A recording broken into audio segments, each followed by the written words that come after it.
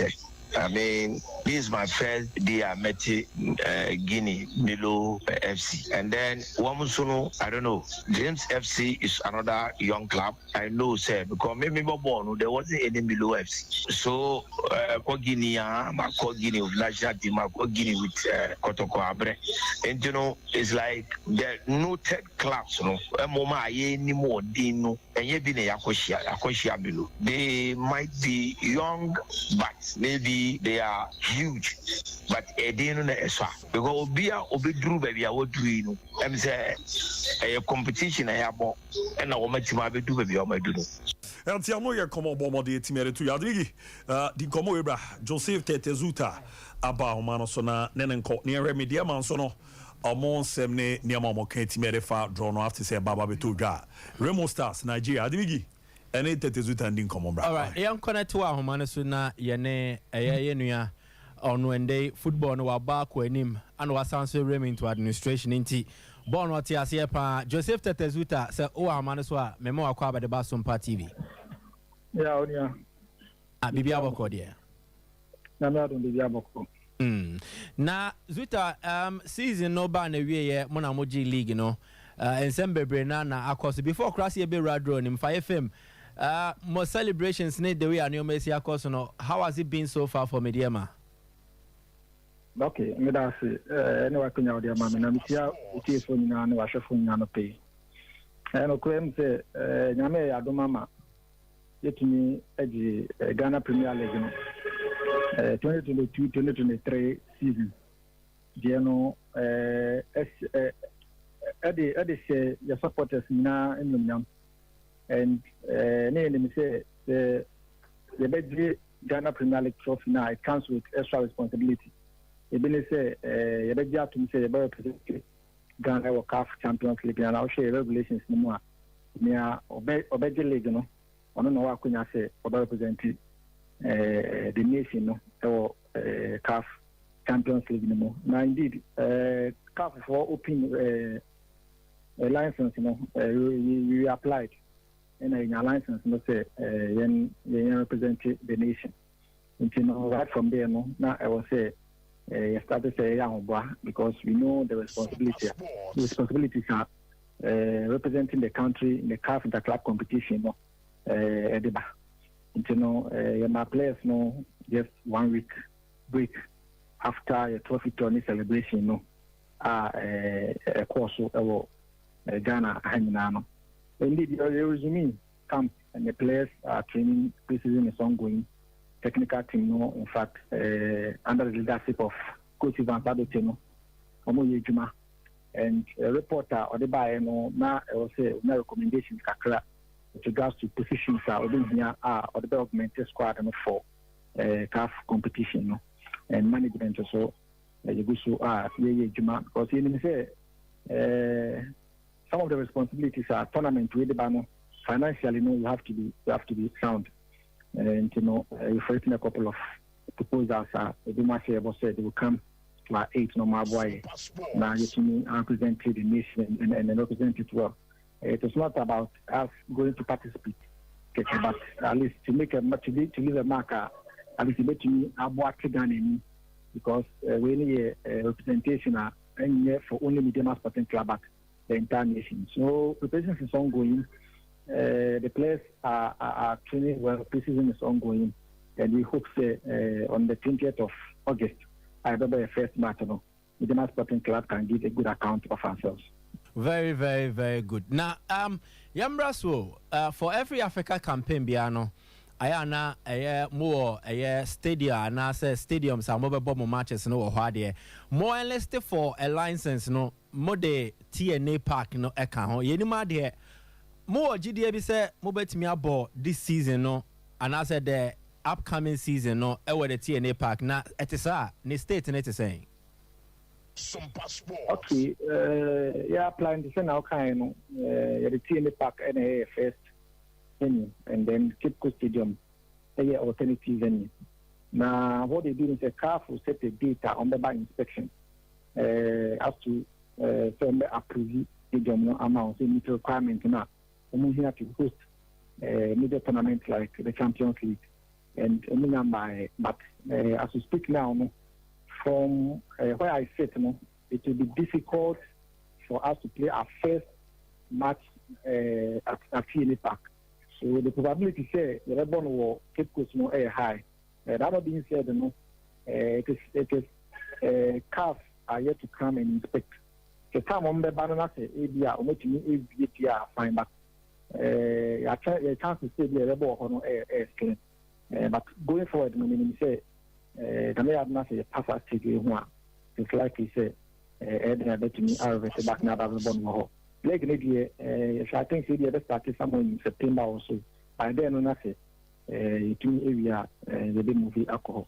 But along the line, anytime we do video, we start using our alternatives in the meantime. Now, if we are then the movie called TNA Park and you won't kakra and na moje league ni wie a moye enhyemude kakra bi na mode agimoni ana eye takwa MP eye ora mrekuduka editu dwa se and then no companies ni bi are expressing interest on be come mo asikasem mo ankasa so mode atudwa se impo epokra ni nsuo togum na mokura mo behia sika no se no so ebeba na san komo na kwa kwesi sen companies ahodo mo takwa nsoaye mo potem hono what has been their edge and I said their eagerness or more common why in terms of finances, especially for the Africa campaign? Yeah, I think MPMO first and foremost why idea and also with his influence and also tries of the these sponsorships on board. Profit on year we visited a couple of companies and indeed almost able to say on the level of why. And as to say a particular figure from the state, or say, state back, you didn't say they will come on board to support. Yes or no, we are working behind the scenes. We are trying to see, say, other sponsorships there. Almost looking at other work. It's capital intensive and you're competing, clearly, meeting a club like Remo Stars a more financial backing. You also need to financially sound to be able to compete and compete well. Mo Koshia Remo Stars, first round of a qualifying stage in the CAF Champions League. Opponent, no, then I'm winning for and then what is the reaction from the camp of Mediama on this particular draw?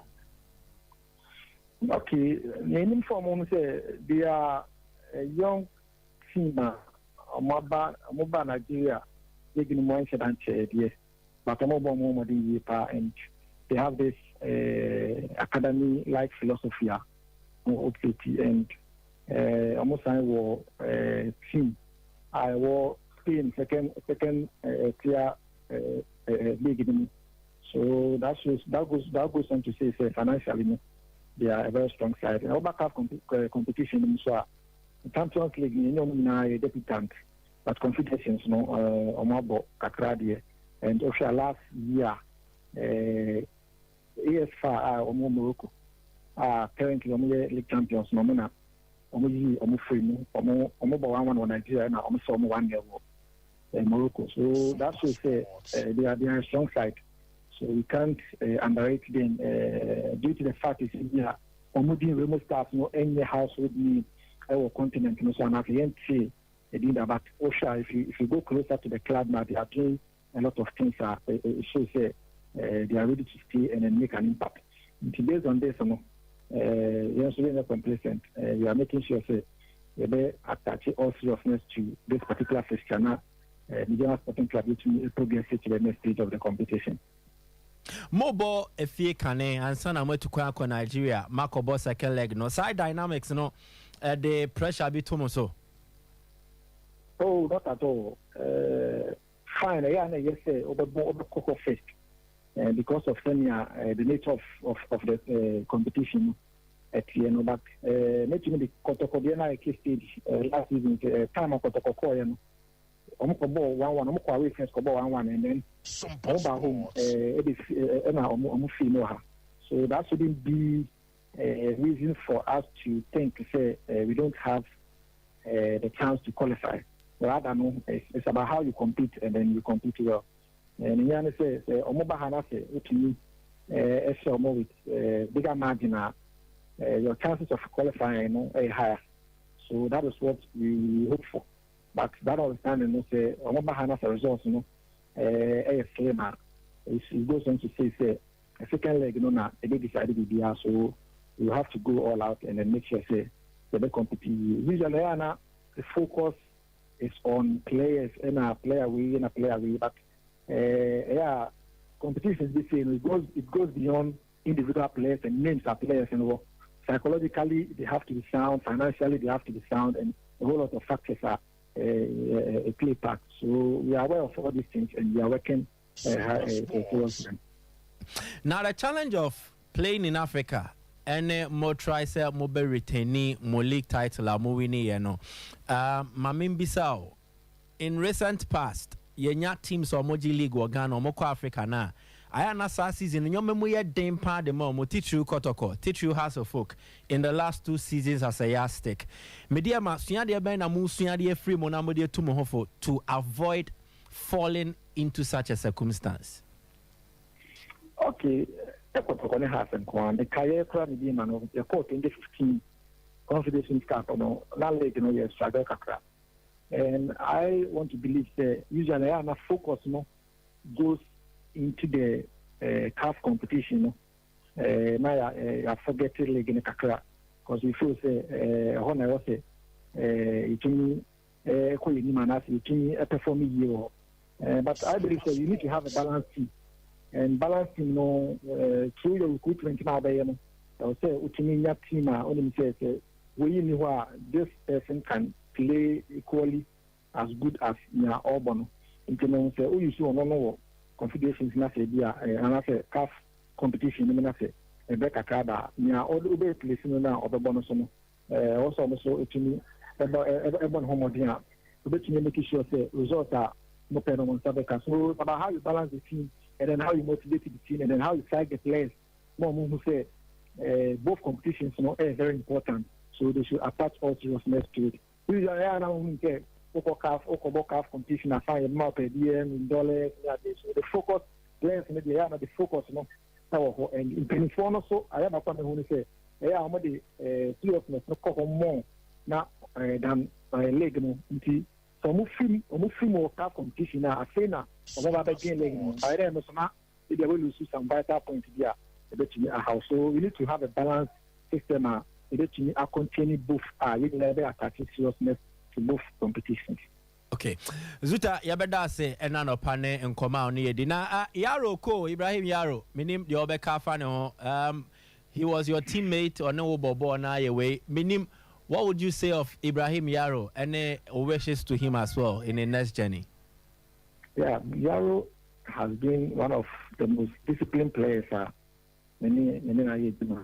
we have in Yafo, I'm not saying I'm in the office or right throughout, and then I make around now throughout the team.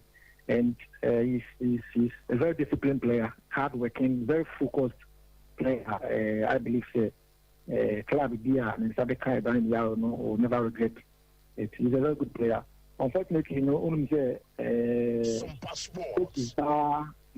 would want to see other players and have more preference. My last season, playing time, and the club and the player agreed on that note, they will have to part ways. But that understanding, we wish him all the very best of luck. Yaro is a very good player, and I hope his journey in football now, Auburn, the competition, and most importantly, after football, I wish him all the very best of luck. Yeah. Yes, yeah, that's it. Joseph Tetezuta na bibi amoye bi aso enkoye.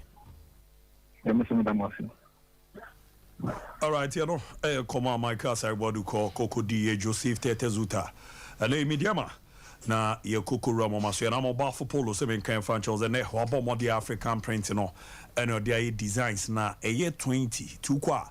Ubenya the open answer about the timi ashibina boamanema de yepa area mamun come on your African print polo shirt, African print golf shirt, African print round neck shirt, African print v-neck shirt, and then mo amuye boutique no mon kona mun konko to be twins and no and adodo na ba ɔmo ba bɛgye yɛde kɔkɔ yɛ adwuma na ɔmo nso ɛtumi ahyɛ bi a hosla ne ni nkɔmmɔ bɛboa no wama bi na wagye na nso watɔn na sika aba ho baby girls no mo deɛ no koraa ɛna yɛ a ɛhia me kɛseɛ paa organizations na companies no ebi te sɛ bankers no mo Friday wear no mo fa ɛnhyɛ ne nsa na ɔpam ɛde ma mo no ɛhyɛ mo obi aba na wo zampa mo yɛ uniform a mo adwuma na mo bɔ no bibia deda yi kama so ɛtumi ɛde ma ɔnyɛ mo nko ɛne schools ahodoɔ na teachers association so no ɛne fan clubs ahodoɔ na mo yɛ na mo ntu ana mo no de hyehyɛ bi aba yɛ package na mo ɛde paa yɛ gold package ɛno tɔ a shirt ne yɛ 20 ɛwɔ box mu yɛ silver ɛno no nyɛ 15 shirt ɛwɔ box mu ɛna bronze package no nso no 10 shirt ɛwɔ box mu gold package no fa saa package na ɔbɔ mmɔden a biribi a ɔwɔ deliver de ama bia wontwa kapɛdɛ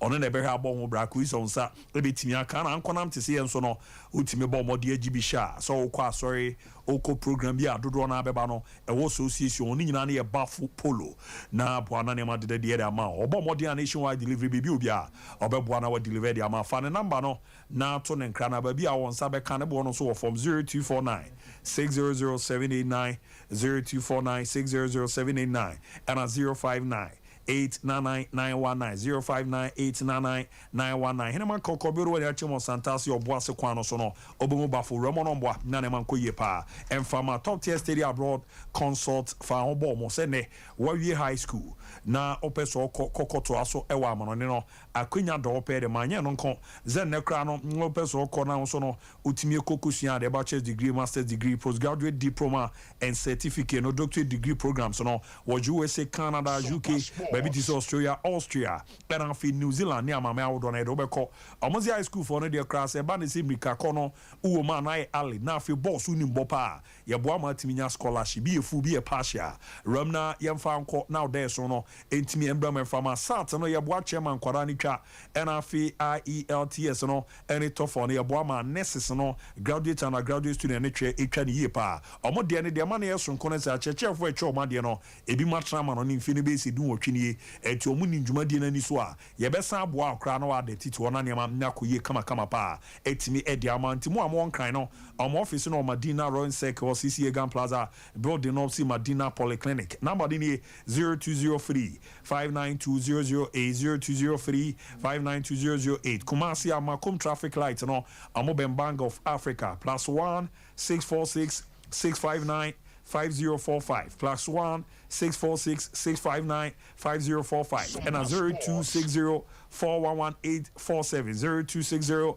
411847 now feel what you takra dia NK City Fire Service Natchez or mo ebenwa a fian kwanta kwan no mo benfigia school park no 0598 007 852 0598 007 852 ni amboa na ne man de so no entimi emfama kama pa na hyehyɛ no ende da yi na eguzo ka sɛ oya abayo wanim te utime kasa yi so ka brofo ka twi a wanya 24 years edi kuram 28 am patro ene po bi obeba na ye fondex on wa ba bi juma nto betimi do application no afa Sompa TV Sompa FM so amene wo ye ni no motor ni di ni na mom no ye mpo bi a wo no eze o de wa munasa ye kasa ho kra na ye ya wo ze wanim te na wa ba bi juma no kama party still ya bi opuno na to so de be ram na nema ada yesu etimi edi amount no enche ye be na ye ram ni akwa I'm Ricardo Mame, Coach Abdul Karim Zito on preparation ahead of Africa, no, and the new players Babi Ramedama Dream Saves in common, say no, Dija. Signings because we are in a process of our DNA in our airport. So we have too much changes about, but there are some positions we are fighting to get more experienced players to take over that way, because football, as much as for experience, but for the youth today, if you have the boys are youth and ready to work for you, you will get what you wanted. So definitely we may add one or two, but not more. And I'm very happy, first, at least, That's your new command coach Abdul Karim Zito, Bomo de Timere to Yati Africa, no, John Loyaba, no, ya Bomo de Unkoma, Bara, Yarena, Yetimi, Eramnabwa, na Bibia, so added the dimpa, etimi, Ediamandi Nazono, 11 year, Narwanichimo Gak, almost secretary to our top 4 teams, you know. Ya bomo de atunsa afro momoko na nkomodidi awdo na akwa kuramia usere niema esi etiene hihwe omudi guna kwa mtimi diema Eduana Football Club Bichim United and afei bibia ne go stars omo na team se ekọ akwa na awuram na aboa na top 4 no ayeti bigidi aba 3 to 4 na ye be didi nkomo na yahu meeting no sere ho nkomo no ekokusi ye ne de aka no na ya hwe na breakdown na room kama pa etimi edi amoundi mehwe enche mama komi edi nkomo bi okumas babara sports stadium na ededam di no meza mami jamu ma na one Orlando eni nkomo emfi kumase na hwe sere ne ma si ko so Orlando na pomwe Abu Orlando apomwe Abu adomni aheye nti ase yɛda nyame ase boyemwe baba sports stadium schools and colleges yɛhu sɛ tournament no kwan ɛkɔ so na ɛnɛ no mo started the round of 16 boyemu deɛ na akɔ akɔsie akomya yɛnkyɛ yɛtiefo a ɔmo tie Sompa 9.1 na afei so yɛhwɛfo a ɔmo hwɛ Sompa TV kamere ɔmo tie a ɔmo bɛtumi ɛwɔ Facebook Sompa 93.1 videos ɛna afei so goals ni nyinaa no ɛda hɔ a ɔmo bɛtumi ahwɛ and then three inter-schools and colleges football competition so Asante Mantemo na and the Ube first game no exactly 8:45 and a first 9:45 rather and a first game no and so it's me a chance here ama Amadia amaphobia na omone edujancy and the first game no ebani unim say edujancy omo ye school a no milo games na omo ni ball SN neje omo je to on the road to match we no na a big game pa na ani e wo ho ye share attention na say best sima best tia pepe and na edujancy enya free kick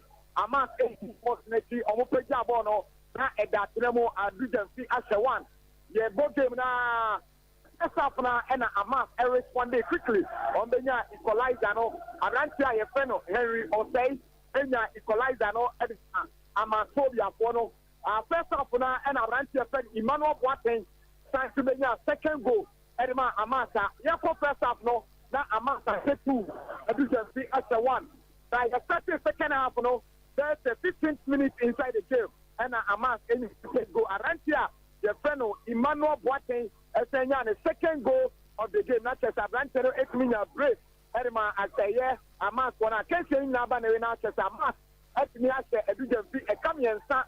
I'm a edition for no, at move a cap back. Wouldn't say a mask, no, a Santiago, or Mukocha, or do a movie, you know, or no, and the Jada out in the moment, and after so, a Santiago player, your friend Rocky Jamana, or no, so a ball as a captain, Edema, a mask, no, and they, or a system, and so first game no and the second game and also so no na ye Chenebo Akodia Kumasi Anglican cast and Edebo I can't say no CCA and I referee one of them I'm not gonna real I can't say no Freddy can and said the second half no I can't just about 4 minutes not I can't say now but and Abrantia or also a question I can't under 17 team no your friend will run Asumedu Onya Bobia Opejaye not say almost like a panai born that them Anglican as to the ball for a Kamakwa almost 20 years seconds you know and 20 years third game yeah Baba with national yes sim omone or confirm not a Dumai Simpson a Dumai game no and on happy Ebasa here over Kumasi Baba Hero for Seduma Akomia Bibia for Bonibia and Siwa game now in Gusua yeah enjoy our third game no and so as the day 3 inter-schools and colleges football competition Kumasi Baba Sports Stadium Akomia. Okay, Orlando, you better say and anopay na yesu ye so be boa boy ho na ya ba beta wachi ho na bibia etimi akoyi nti Orlando you better so aba waso e na Akomia over here papa poku dira ha as I say the school etimi qualified next stage and you be agro kra. Yes, super cast. It can say they say cast are qualified to the quarter final of schools and colleges games. They also ni asa so nya TMAS almost so are qualified. Abu, let me say tournament na feel mu ya the men are being separated from the boys. Ma dia gomia ma many apostle nim komo sima no na me pon ayi this time point 11:55 ti na was me ma free for 10 minutes T 45 was a call Junior Michael minimum Yvisha. Why? Ramu Kakra. Is a real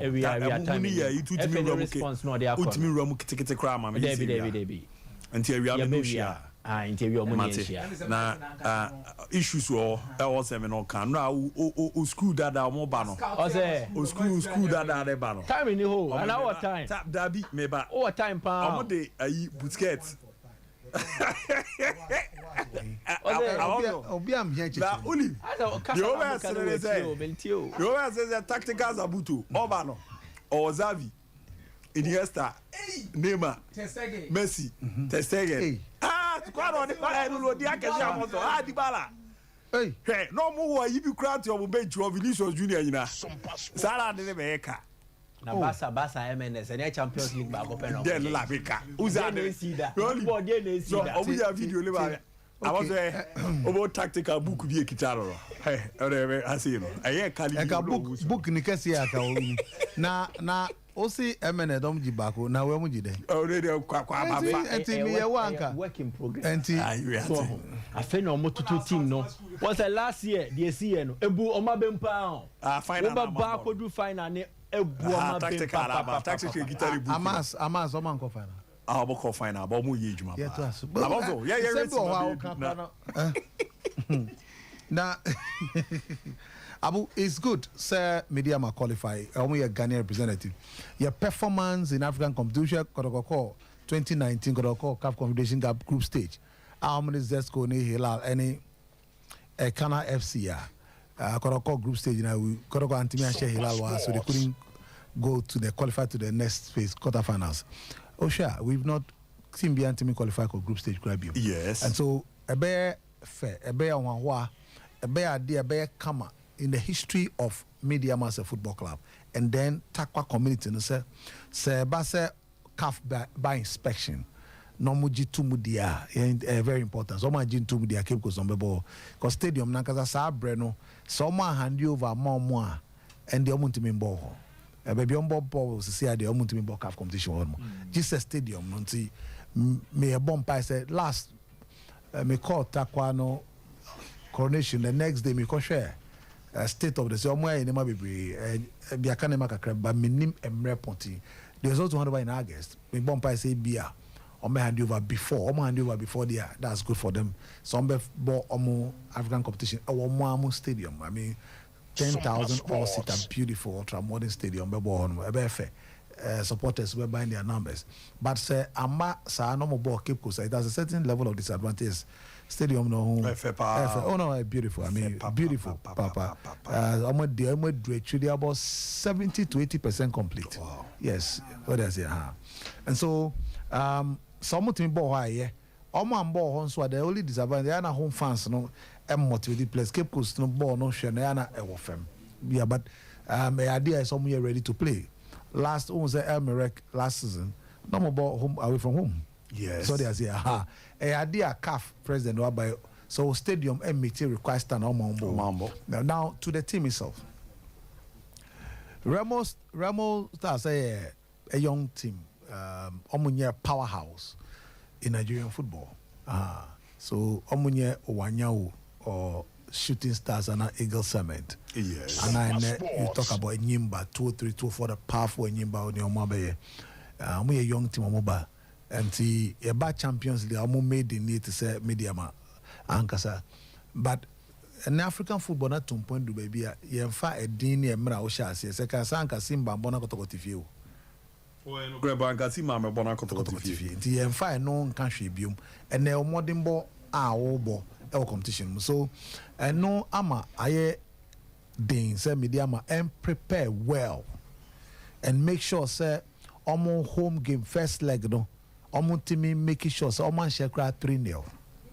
African game no may underestimate taking them for granted. When you're home, make sure you beat them by 3 goals to the Tiano. West 1 yard de 3 unya mwashe. Send a bear second leg no. A bear dia or sisu crab sisi wo game no mo obi aibi. Or sisu kakra still no 4 no bed din and 3 bed din so bet me ahye ni nyina. E ba sa na be qualify for the next stage of the competition. Preparation is very key, Coach Adote. Experienced coaches says yes, but there is Africa when you league. The quality of opposition our ball league no mostly Africa was searching. And the our preparation is very, very important. I'm expecting some of the West African teams, clubs. We are in July, they can play 1 or 2 friendlies. With a Beninois team or a Niger team. AS1 is there, they can play them. AS1 is also playing the AS1 Airball Confederation Cup. They can play them. Yes. What they say? Kalon Star, they can play at least 1 or 2. For some of the players, I don't want any African experience, the exposure. Almost send a city of Africa, so you have a certain level of experience. Any almost mental attitude, and then tactically as a coach, how our players be fair against AS1 of Niger. And I be a Kalon Stars on Confederation Cup no. Only on region tell how be for a bema also akwenya mo team no share anka obi o de call share Remo no na sakra bi omo a and before boys we call akobor Remo no manya a certain level of experience playing with an African side. Oh, okay. And he ma a bi po. So there's here. And the first time mobile be little mistakes, elementary mistakes be avoidable. So I hope say Tetezuta will be able to do that. Organize 1 or 2 international friendlies, club side, especially clubs or more Confederation Cup. No? So, maybe some if they have to move there is okay because they're quite away. So they have a month, almost 30 days to play. And so you're making sure somebody take advantage of that. Now, I'm sure Senegal City, then recruitment. Recruitment is very, very key. And yes, someone wholesale team no ho baby who be here be a tokro almost bosses no more tokro she baby back you know. You hear players be a 9. Mediama does not need more than 5 players.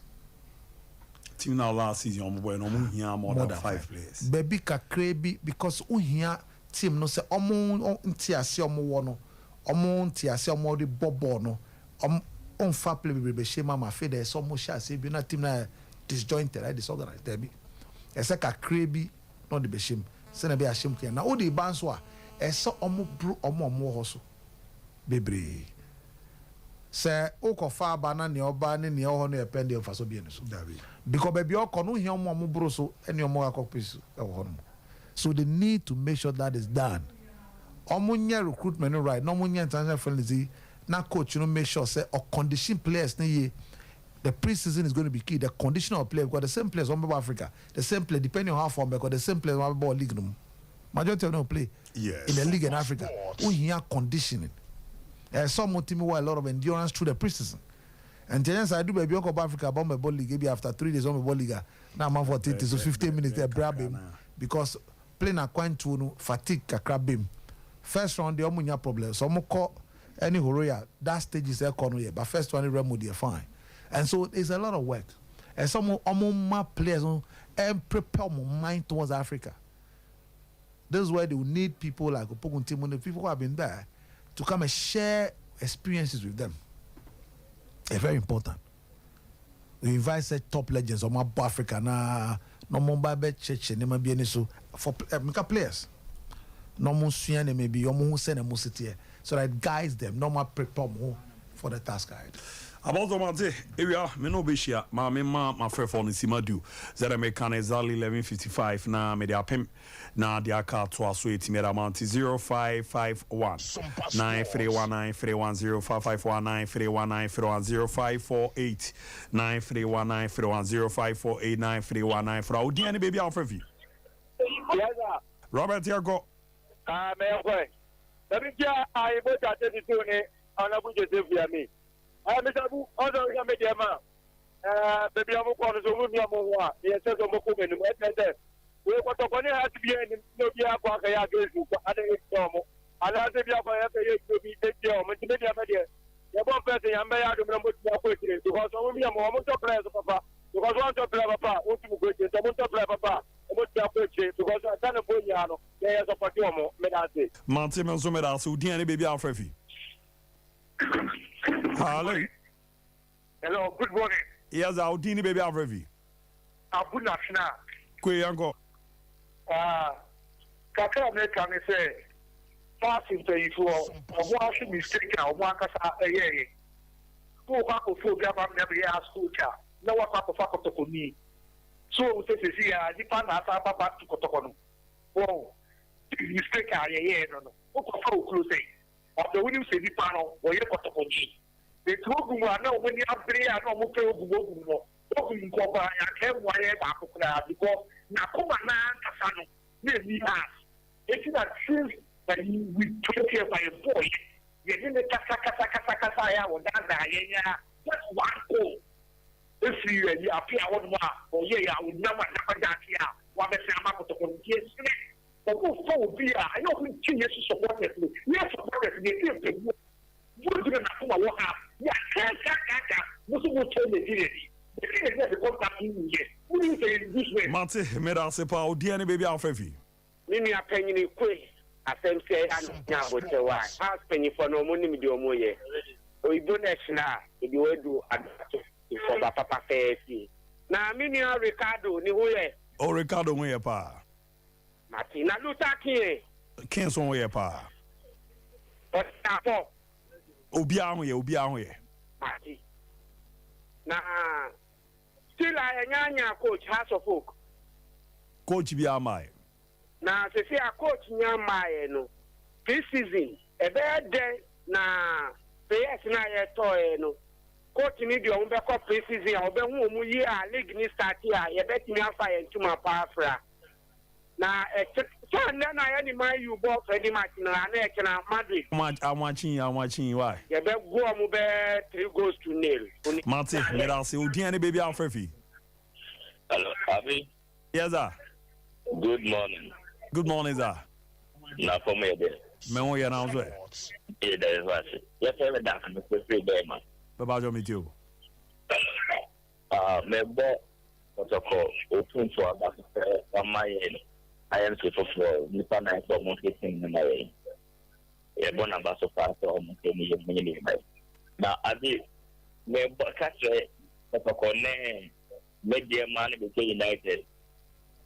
Open central defenders are matter. I'm not them.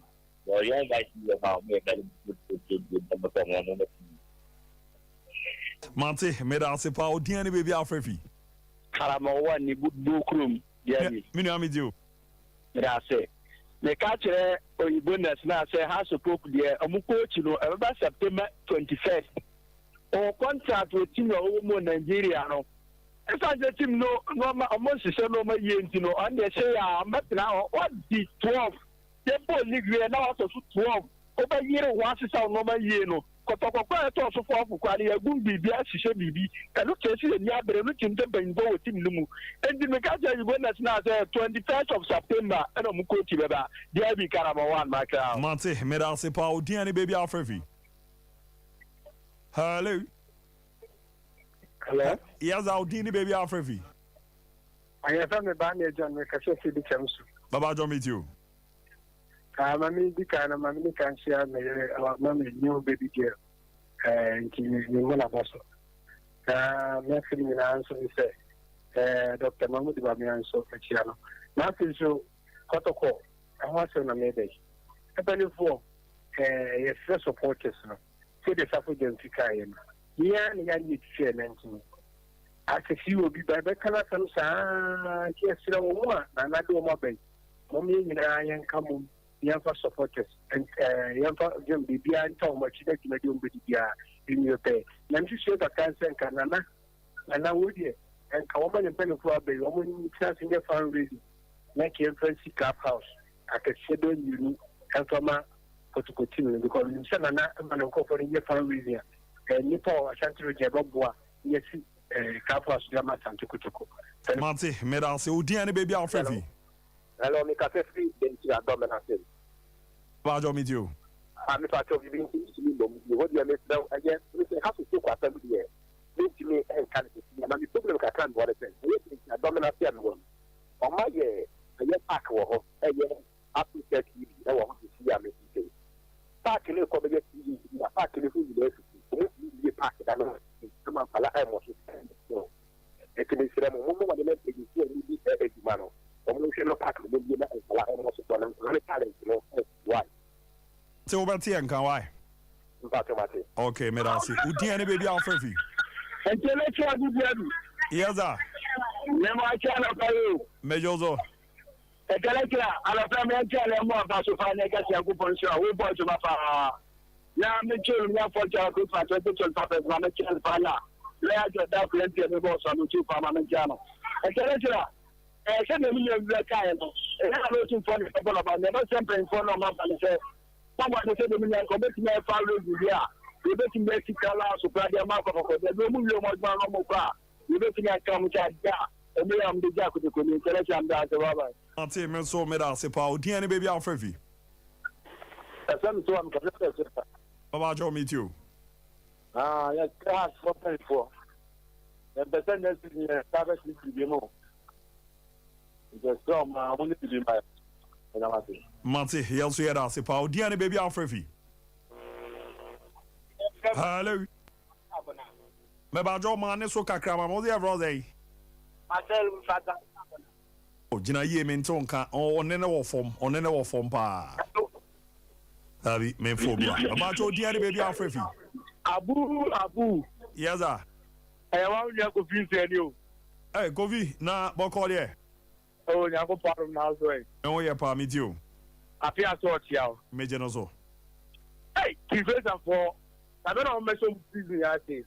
Baby next say musa na e die fe ko. Awa mu twa so na ye pa mbebo for BBC1 mbra. Kata me ka say prevent for you for so mu twa so. No mo me mbebo for BBC1 mbra. Me say na ba for no buku ba ma mu ni nya me edua. Mate, me da se pa o dia ne baby Alfrefi. Hello.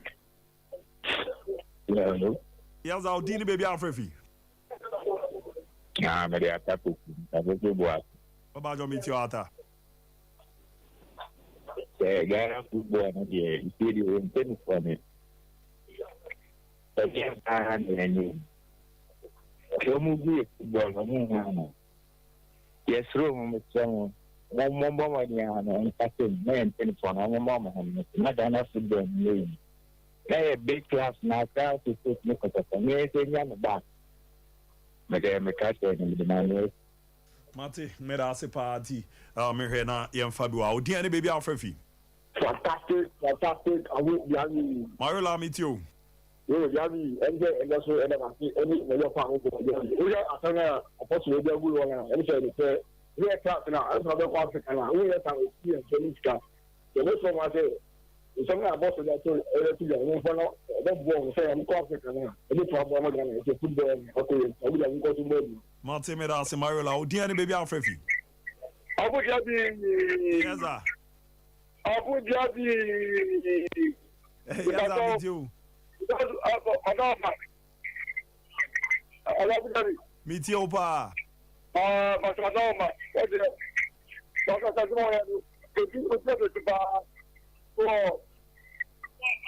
Radio bi bon John lo wa no na gina yi ne nkasa why?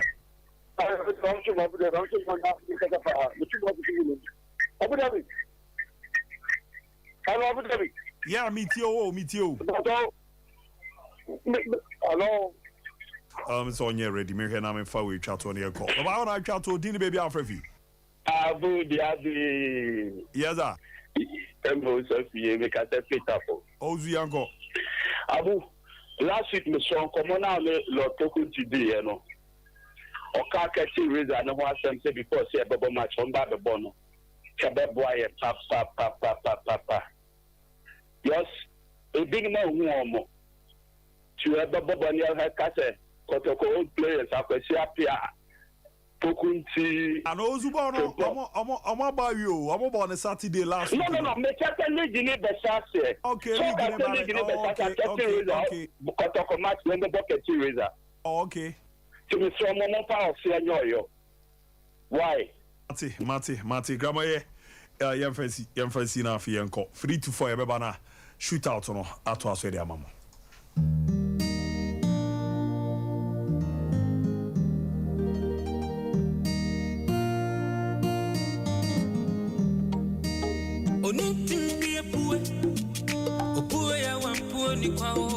Odi eni ji eni nkwanhye abara bomu